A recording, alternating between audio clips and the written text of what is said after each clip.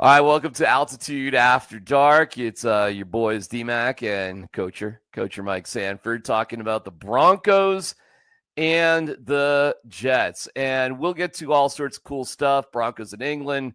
Sean used to play on a team in England. How about that? I had no idea. It was crazy. And maybe a little bit about CU stuff too near the end. We do have a new name for Ralphie, which is cool. We start out, though, with a big thanks to our great friends at Journey Spice. We love Journey Spice. They are the best. And Journey Spice, you can hit this QR code, and they'll take you to Amazon.com where you can save 10% using the code GETSPICY. Seriously, Coach, you got to try out Journey Spice in your new digs. So you can just take – I have it by my side, and so this is a little like Tuscan seasoning, but – we'll get you some. Yeah, I'm more of I'm a fan of the Middle Eastern spice that Journey has. Za'atar? I'm more of a za'atar guy. Za'atar guy? Big za'atar guy. Za'atar's right there. All right, thank you, Journey Spice. We'll hear more from Journey Spice in a little bit. Again, use the code GetSpicy at Amazon.com. Look at these numbers, Coacher. I don't know, man. Like when you just peer at the numbers, it's ugly for the Jets. It's I don't know what to say, man. It's they're so bad. Yeah. I mean, they are just so bad at everything. This is offense where actually it's not horrific. They have the third best running game in the NFL. They're 28th in passing, but what's amazing is they've lost 7 fumbles. Justin Fields has only thrown 1 interception. That's crazy. But at -8, it's the worst giveaway takeaway in the NFL. And if you're looking for a number, and we'll get to the defense in a second, and I like Breece Hall and obviously Garrett Wilson, but man, this team is limited. Yeah, Darren. I'm scared. Remember when I was pumping up the Bengals a little bit? And these numbers felt similar, right? There was a lot of green on the Broncos column and a ton of red on the Bengals column. And players for me, like elite players, scare the crap out of me. And in the case of the Bengals, it was namely Jamar Chase and T. Higgins that were both healthy, and the fact that which is now it was an afterthought, but Jake Browning has at least had some 400-yard passing performances with really talented players around him. That was proved to be a terrible take on my part, which is okay. Joe Flacco says hi. God, what about that? By the way, did you see Joe Flacco, instead of driving the 3 hours and 36 minutes on Interstate 71 southwest from Cleveland, he got on a commercial flight to go to Cincinnati. Did he really? Yeah, there was pictures of him surfacing on a commercial flight. I thought that was AI. I thought that was fake. He's on a commercial flight. Wow. I thought he should have just loaded up the family Dodge Caravan as a 40-year-old male with 7 children. Just load up a bunch of car seats. Actually, you know what? He's too old for car seats. Just load up all the kids' high school, sports bags and move on down to Cincinnati. But he didn't. He took. He ended up taking, I think, Frontier, or in the Midwest, it's actually Allegiant Air, is what he took. But the only thing that scares me about the Jets, Breece Hall and Justin Fields as runners. Agreed. That's what they got. It's the only thing. And you know what? 3rd in the NFL, pretty good. How about the Broncos right now? Or Sean Payton, the guy that hates running the football.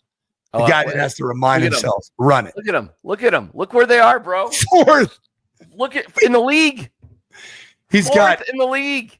I mean, J.K. Dobbins right now, is he the best running back in the National Football League? J.K. Dobbins has more rushing yards than like everybody. He's got more rushing. He's like, what is he, the 3rd leading rusher in the NFL, or 4th? No, I don't even know that. But with the 9th or 10th most carries. Breece Hall, who is special, has 351. Very special. Dobbins has 402. But you got to run the ball more, right, Sean? Sean's got to keep running it more. Well, all right. Against the run, All right, let's look at the defense. This is where it's going to be ugly. These numbers look good compared to the Jets defense. Look at the red. Red is bad. Red. Oh my gosh. 10. Red is bottom 10. Green is top 10. Look at that. This sheet is dying. I mean, dude, look at how bad that is. Bro. DMac. Bruh. 21 sacks in 5 games. Dude, it's okay. This is there's so many crazy stats here. How about no takeaways? I'm sorry, what? Yeah, no takeaways. No fumbles recovered, no interceptions. Oh nothing. My gosh. How about this? Sacks, 7 total. Nick Bonito has 7 on his own. Does he have 7 or 7.5? He's got 7, right? I thought it was 7. Because he had 2.5. He was 3.5 plus 2.5. Yep. Yeah. And the Broncos have 3 times as many sacks. And the offensive line, I'll go back to the offensive line. Sacks allowed, 29th. What is that? A ton. Gosh, the Broncos are tied for. They have the second best pass protecting unit and decision-making quarterback. Yes. How about that? Crazy. More defensive weirdness. There's 0 interceptions, 0 fumble recoveries, 0 takeaways. That is just, I don't even know what to say about that. It's so bad. It's a great stat right there. One of the best stats for the New York Jets is net passing yards per game. 13th. You know why? Because nobody's got to do it. No, but of course. So Sauce Gardner's like twiddling his thumb. He's getting some sewing done out there. And by the way, Justin Fields, here's a fun one for you. Nobody holds on to the ball longer than Justin Fields. Per pass from snap to throw, he holds the ball longer than anybody. Now, on one hand, you could say, well, that's pretty brave and way to go, and you're looking for the guy. The other thing is he's just indecisive, and he gives you more opportunity to sack him. Now, did you see the CU Buffs right now? Their passing game has the longest time to throw in college football from snap time till release time in all of college football. I did not know that. And they arguably have one of the bottom 20 pass games in college football right now.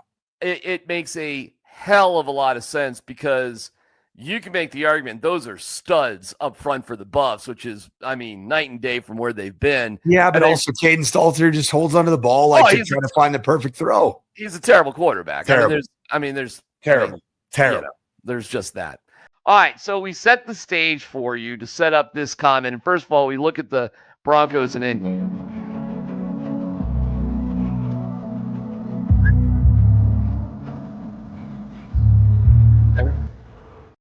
Hey, I've seen that before. Looks good. You have? Where? I've seen that before a year ago. Is that Appalachia? Is that in West Virginia? Here, let me see that one more time.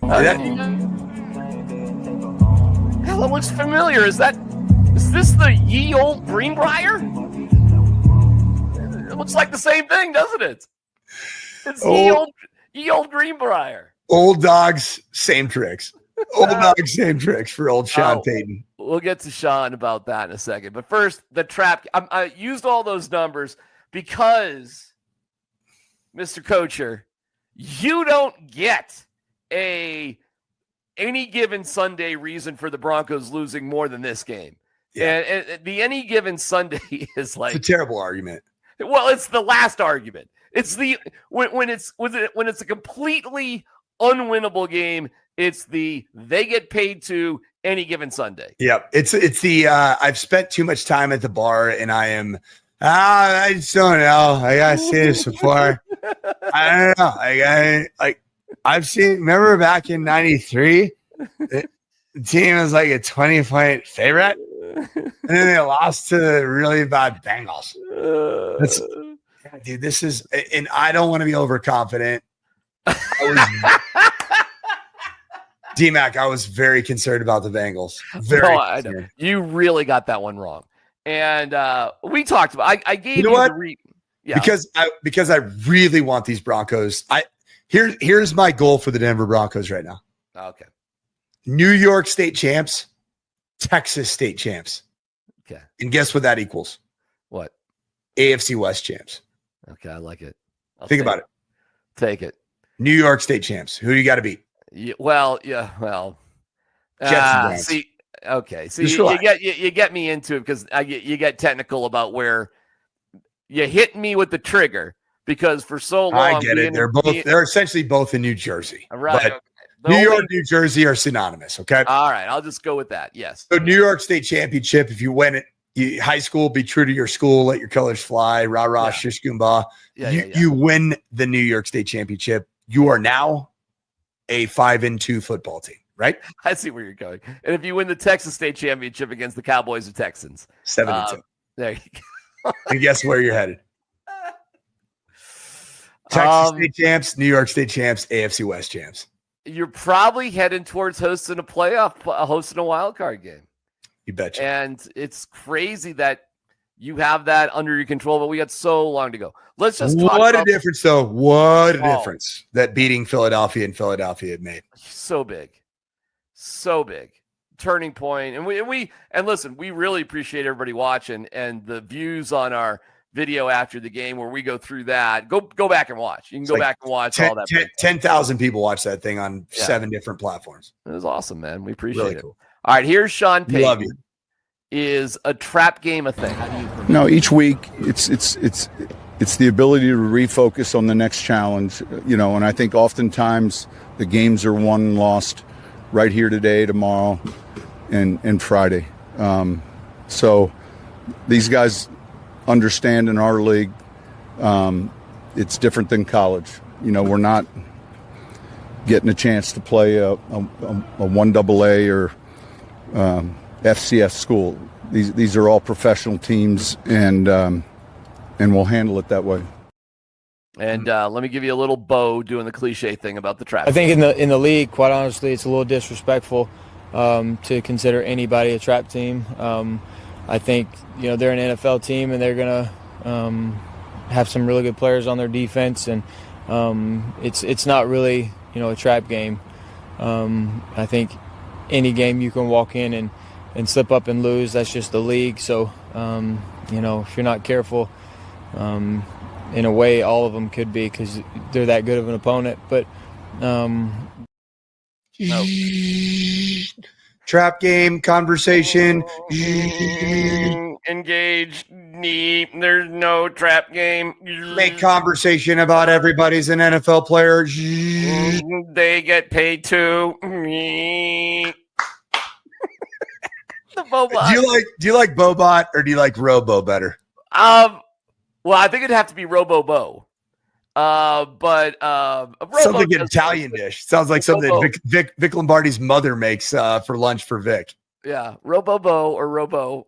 I think Robo Bo Bobot. They're both good. I love Bobot. That's the OG for us. It's the original. New York Jets are on 5, and they're not a trap game. Quinnen Williams is scary. He's on the injury report, but we expect him to play. Sauce Gardner is the top 3 player in the NFL.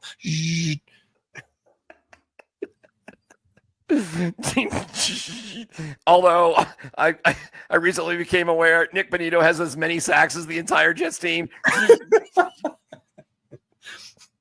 Just realize that I can't say that because it's a system overload. I'm overloading. I went to see Buckingham Palace.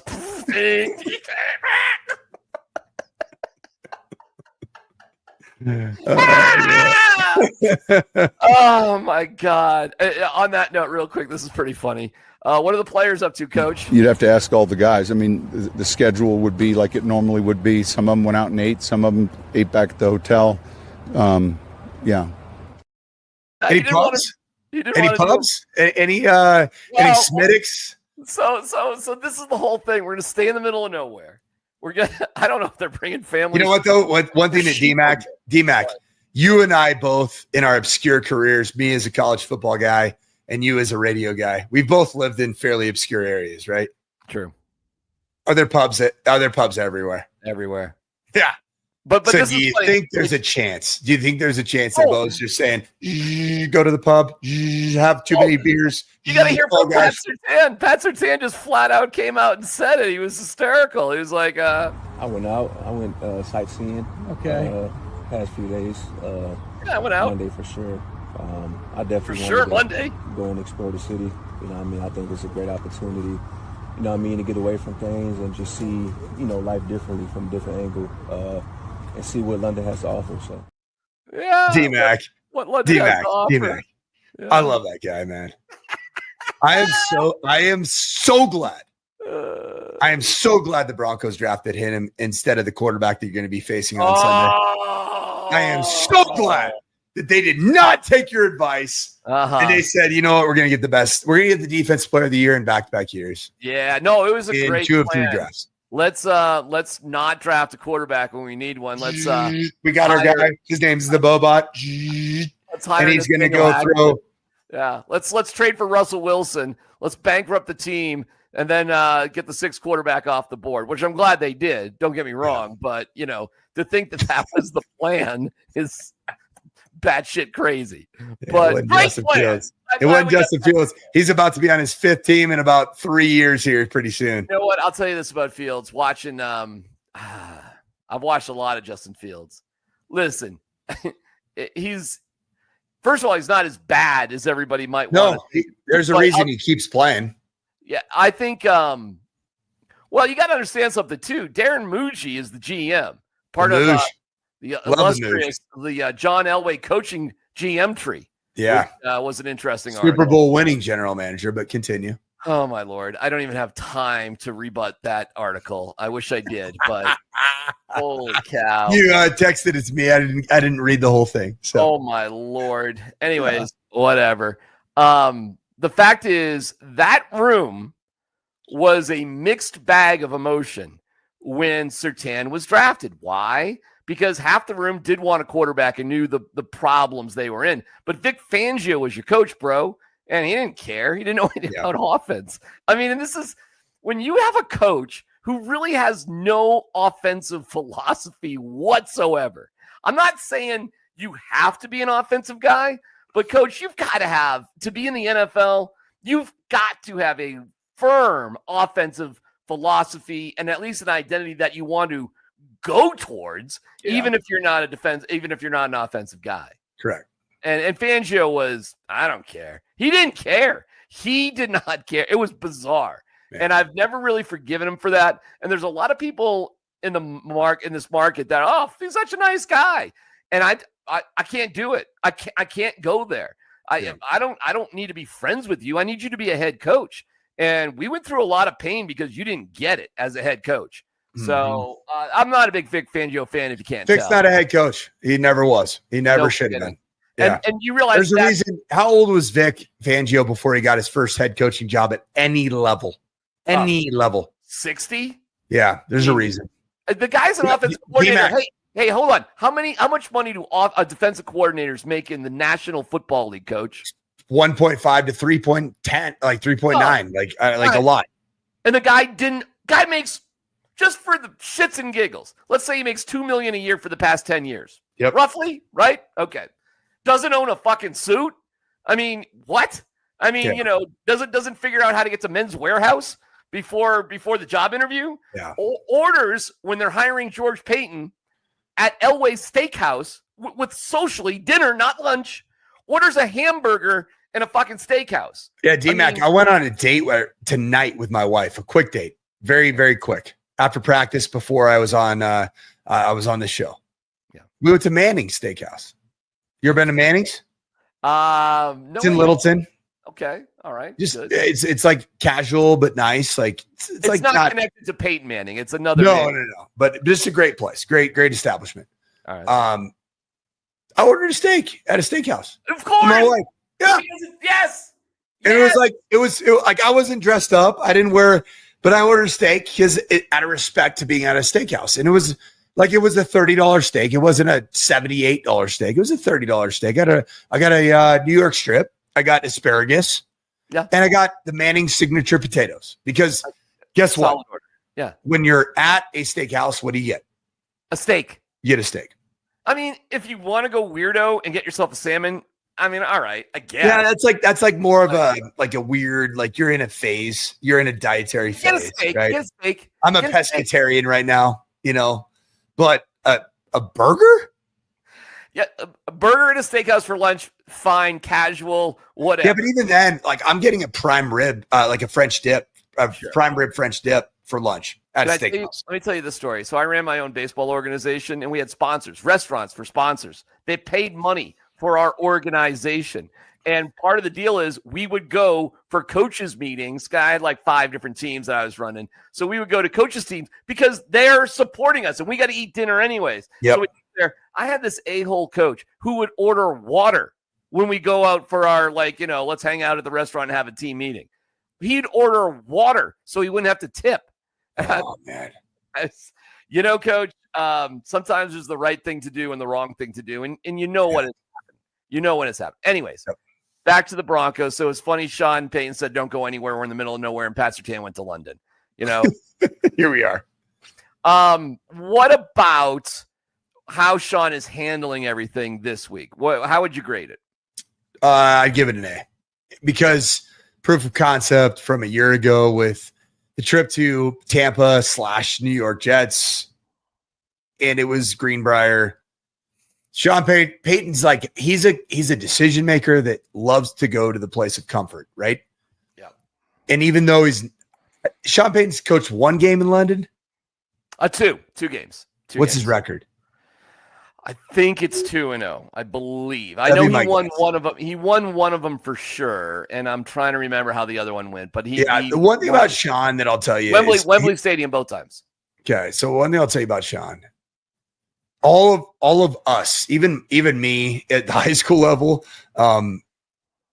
we're all like college coaches, NFL coaches, many high school coaches. We're paranoid. We're schizophrenic, paranoid decision makers.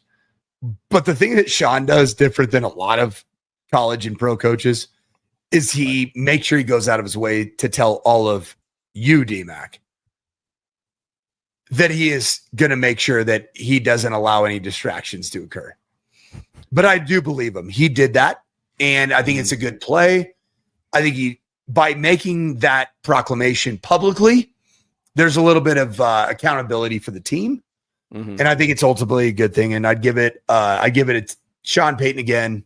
It's going to pay off. It's going to pay off the next 2 weeks. I'm just telling you right now. I get it. Like I don't have a level of comfort with Sean in the season opener, the second game of the season, but I have a very good comfort level with Sean with these types of trips. I do. I do too. And he emphasized a bunch of things. Actually, here's some quirky things. Tottenham Stadium, which is beautiful. No, excuse me. It's Tottenham. It is? It's Tottenham.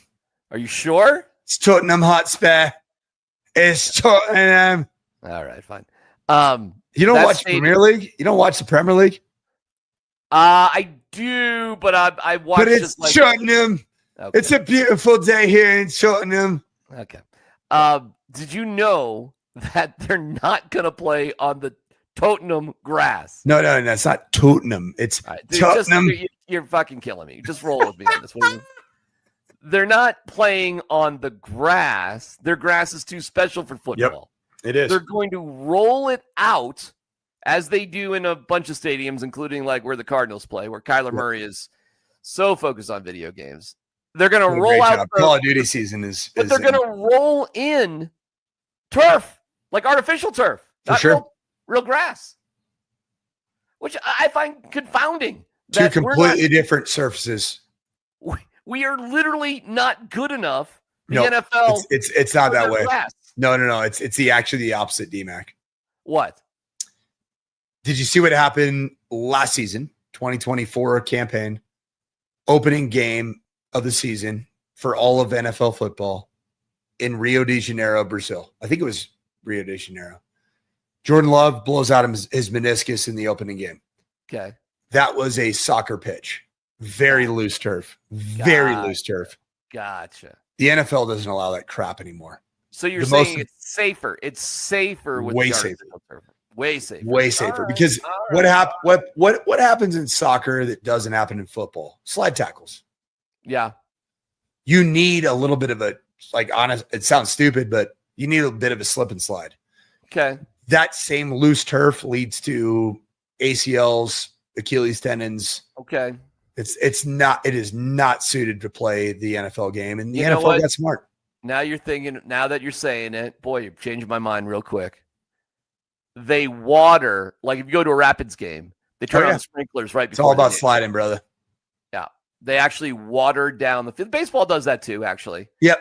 Because what do baseball players do when they chase a fly ball? They slide too. But that's funny you mention it because football. When's the last time you seen a football player like slide on his butt on purpose? Never. Like quarterback, maybe, right? Yeah, quarterback, right? Yep. Right. Good point. So it's safer, but very much safer. Gotcha. Like I was as a guy that loves my former quarterback that I coached at Utah State. When I saw Jordan Love playing on that surface in Brazil a year ago, I was pissed. Gotcha. I was like, this is, and it I feel like it cost him his second year as a starting quarterback in the NFL. Well, just when I am a stupid dumbass, you're there to straighten me out. That's why you're the coach. That's why you're the coach. All right, let me give you a couple of other things. Please. We'll get to our prediction. Sean Payton played in England. Now, this is amazing.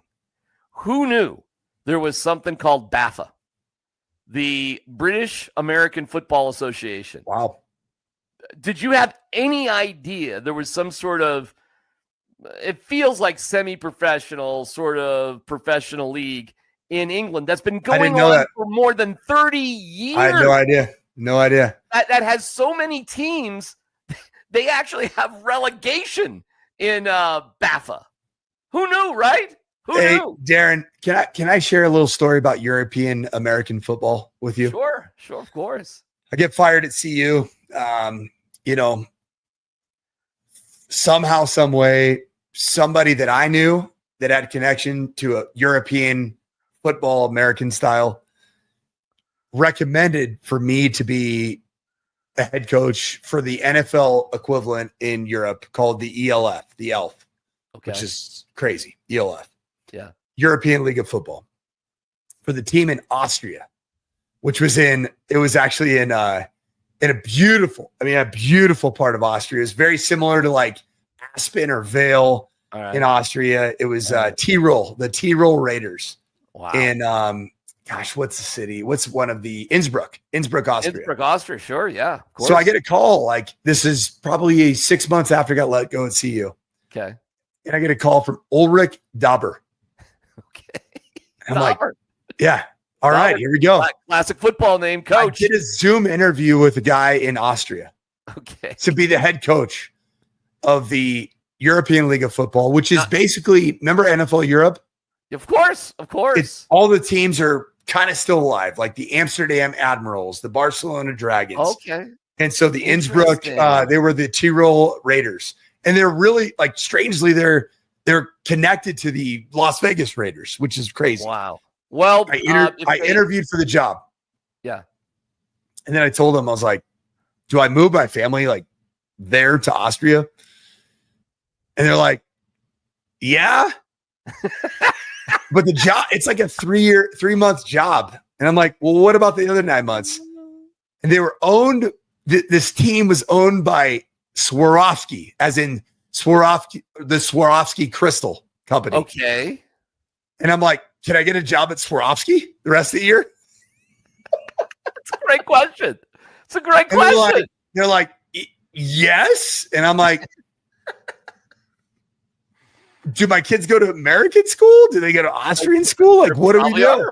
There are probably expats American schools there. There probably are. And I just how much money did they offer for 3 months? Not good. Okay. Not good. No. Better than Altitude 92.5? Similar. Okay. Here is, we'll get to Sean on that in a second. There's a world of flavor out there, and to find it, you have to take the journey. Journey Spice Company handcrafts the most premium spice and seasoning blends that have no sugar, no salt, are certified USDA organic, non-GMO, vegan-friendly, and always planet-friendly.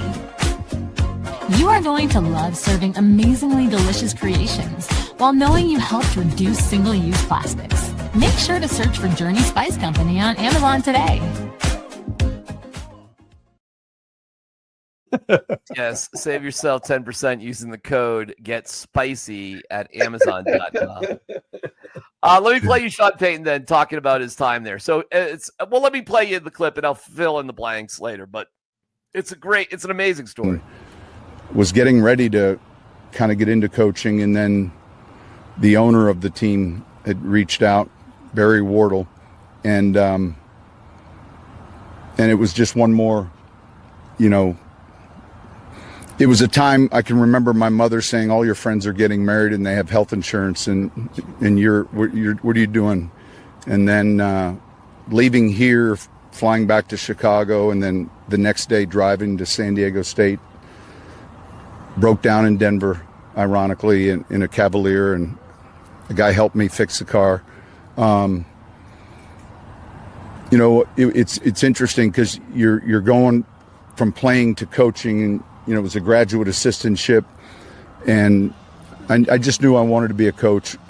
I thought I wanted to be a college coach, and then this league found you. All right, let me give you some details. He's 23. The BAFA, it's the Leicester, and you'd never know it's pronounced Leicester by seeing it's like Leicester City. It was like the number one. It was the greatest story in the history of the Premier League. They were relegated, and then they won. Leicester City, baby. It's crazy. So he didn't play soccer. He wasn't. But football. There's 4 Americans allowed on the team, and they help. That's how ELF was. So not only is he playing quarterback, but he's actually drawn up the plays with the other 3 Americans. He was a player coach. Well, everybody else has their job as a plumber or a construction guy, or whatever the hell they were doing. And he loved it. He absolutely loved it.